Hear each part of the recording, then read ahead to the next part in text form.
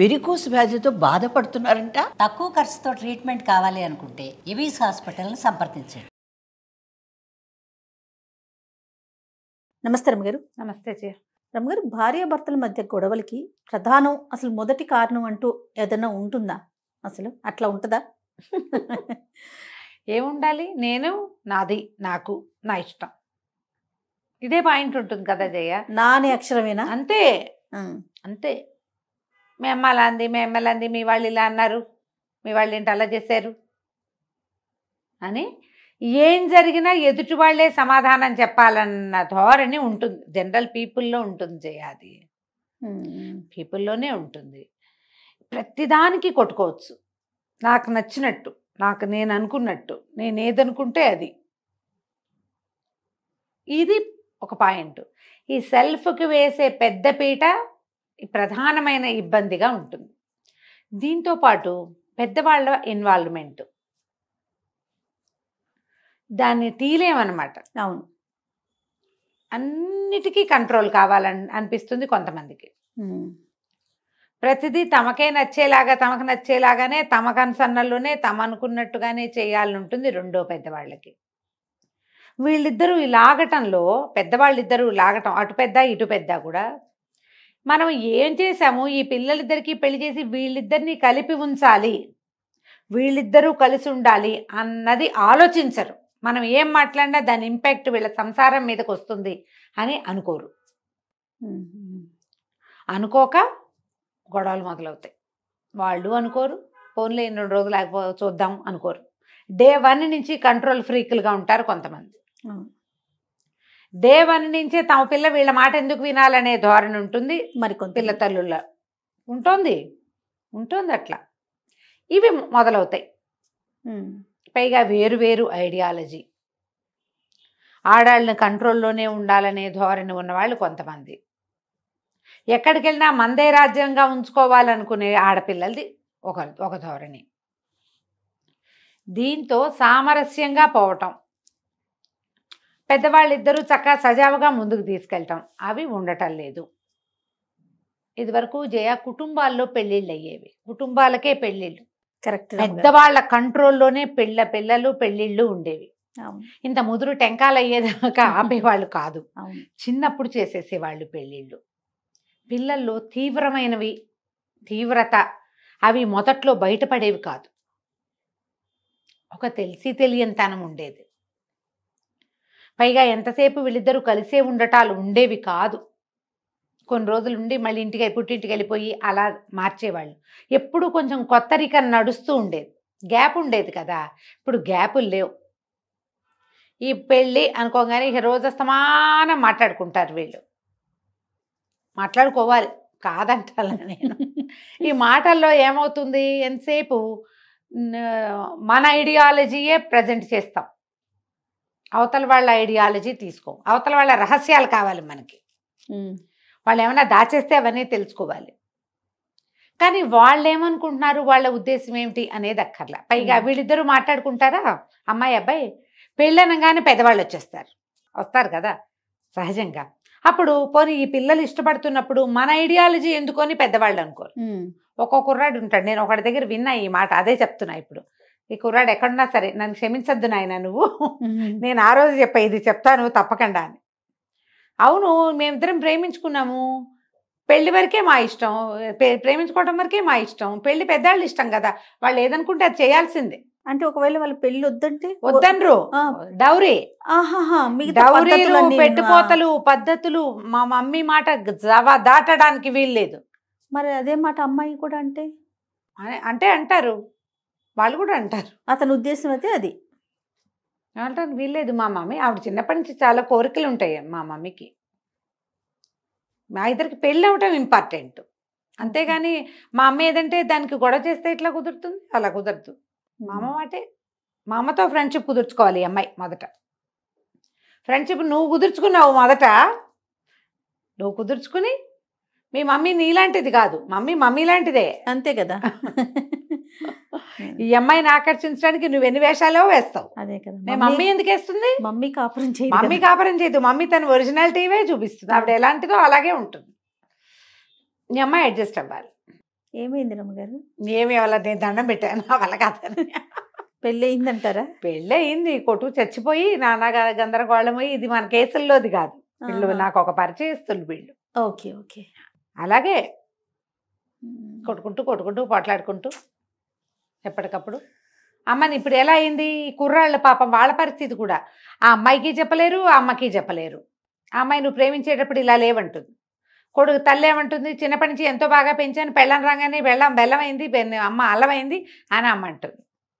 నా మాట లేదు, ఎప్పుడు ఇదే ఇష్టం, నన్నేం సంతోష పెట్టట్లేదు నా కొడుకు అంటే. పిల్లలకి ఏమంటుంది, ఎమోషనల్ బ్లాక్మెయిల్ చేస్తారు తల్లులు. పెళ్ళాలు చేయగలిగినన్ని బ్లాక్మెయిల్స్ వాళ్ళు చేస్తారు. అంతేగా. ఇలాగే వస్తుంది. మీరు మొట్టమొదటే అసలు ఈ పెళ్ళి అనగానే ఒక బేసిక్ అండర్స్టాండింగ్ ఉండాలి. ఆడకి మొగకి, వాళ్ళమ్మకి వీళ్ళమ్మకి. ఏమిటో ఇందులో పెద్దగా నాన్నలు ఉండరమ్మా పాపం, నాన్నలు బంగారు కొండలు ఆ విషయాల్లో. కొద్ది చోట్లే, చాలా తక్కువ కేసులే తండ్రులు యాక్టివ్గా ఉన్న వాళ్ళని తక్కువ కేసు చూస్తాం. ఉన్నారు తండ్రులు కూడా, ఏదైనా మాట తేడా రాగానే మా పిల్ల మా ఇంటికి వచ్చేస్తుంది, నీ దారి నువ్వో అనేవాళ్ళు ఉంటున్నారు. Rare, very rare. తల్లులే యాక్టివ్గా ఉంటారు. ఈ పిల్లలు ఎప్పుడు తల్లులతోటే మాట్లాడతారు కాబట్టి వాళ్ళే యాక్టివ్గా ఉంటారు. వీళ్ళిద్దరికీ పెళ్లి చేసేటప్పుడు వాళ్ళిద్దరూ కలిసి ఒక చోటగా ఉండాలంటే వీళ్ళమ్మని వాడు, వాళ్ళమ్మని అది ఇద్దరు గౌరవించాలి. వాళ్ళు ఒకళ్ళనొకళ్ళు గౌరవించుకోవాలి. ఒకళ్ళతో ఒకళ్ళు నిజాయితీగా సంతోషంగా ఉండాలి. మనం ఒక పెళ్లి చేసాం, ఇంత క్రియ, ఇంత ఖర్చు పెట్టాం, ఇంత ప్రయత్నం చేసాం, ఇది సక్సెస్ఫుల్గా ముందుకెళ్ళాలంటే మనం అదుపులో ఉండాలని పెద్దవాళ్ళిద్దరూ అనుకోకపోతే ఎలా కుదురుతుందమ్మా? అవునండి, చాలా కష్టం అది కదా. వీళ్ళ అదుపులేనితనం, ఆగలేనితనం, పైగా వీళ్ళకేంటి చుట్టాల్లో పక్కాల్లో చెప్పుకోవటానికి బాగుండాలి. చుట్టాల్లో ఎవరో ఒకళ్ళు మామూలుగా మాట్లాడితే అదేంటి మీదేం లేదా, అంతా వాళ్ళదేనా అలా అంటారు. అనగానే రగిలిపోతుంది. ఇంత కష్టపడి చదివించాం పిల్లని, చిన్నప్పటి నుంచి నానా కష్టాలు పడ్డాం, పెద్ద చదువుకు ఎక్కించాం, సంపాదన వచ్చేసరికల్లా అత్తవారింటికి వెళ్ళిపోయింది, వాళ్ళేమో పెత్తనం చేస్తున్నారు, అలా అనిపిస్తుంది. నా కొడుకుని అత్తాధికారంగా పెంచాను నేను అంటారు. అత్తారు బత్తంగా అన్నదని చెప్పారు మొన్న ఎవరు పదం.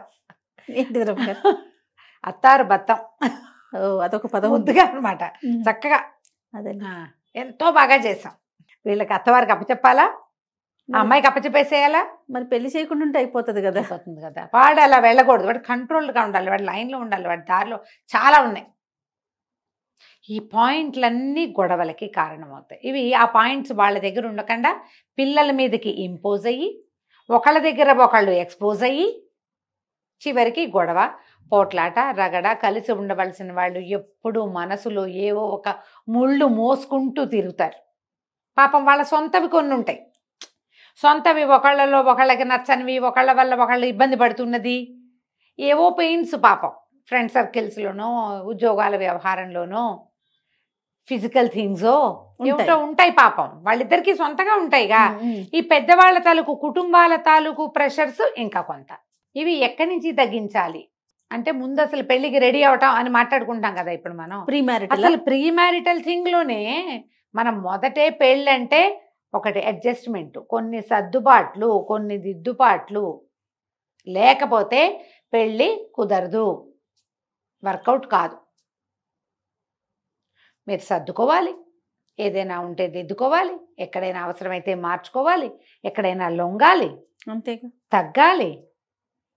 ఇందులో ప్లస్లు ఏం లేవండి, అన్ని మైనస్లే చెప్తున్నారు మీరు అంటుంది ఇప్పుడు.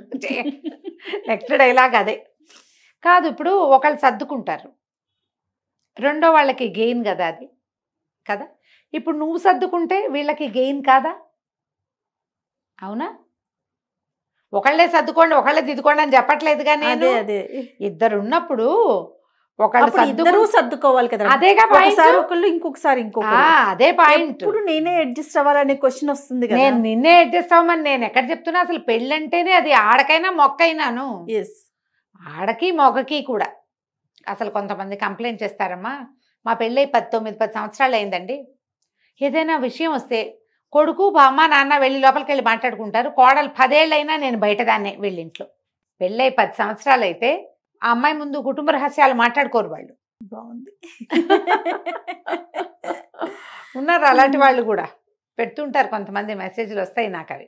ఆ, నేను చెప్పి నేనేం చేయాలండి, మీరేం చేయద్దమ్మా, వాళ్ళే ఏమైనా చెయ్యాలి. ఉమ్, ఒక మనిషిని కలుపుకోలేనప్పుడు ఇంకెందుకు పెళ్లి చేసుకోవటం, ఎందుకు చెప్పు? మరీ రహస్యాలు కాకపోతే ఏదో అమ్మాయి ముందే మాట్లాడచ్చు, లేదా నువ్వు ఇందులో మాట్లాడద్దు అని చెప్పచ్చు. దాంకుని చేయక్కర్లేదు. అంతే కదా. దాక్కుంటే ఇలాగే ఉంటుంది పాపం, వాళ్ళకి కష్టంగా ఉంటుంది కదా. మరి పెళ్ళిళ్ళల్లో బేసిక్ థింగ్ అడ్జస్ట్మెంట్.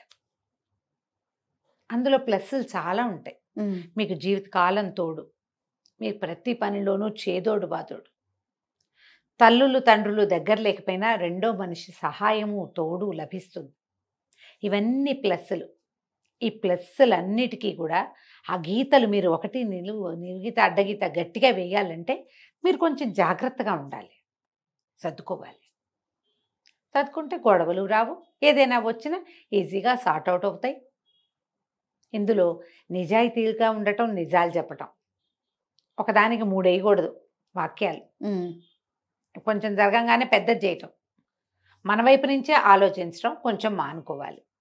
ఏ విషయమైనా దానికి అన్ని డైమెన్షన్స్ ఉంటాయి, అన్ని కోణాల్లోంచి ఆలోచిస్తేనే బాగుంటుంది. ఎప్పుడు నా గురించే ఆలోచిస్తాను అనే ధోరణి వల్లే గొడవలు వస్తాయి. కొంచెం సెల్ఫ్ తగ్గించుకోండి. ఎస్, కొంచెం జనాల కంటే మనం అనే మాటకి పేటేసుకోవాలి.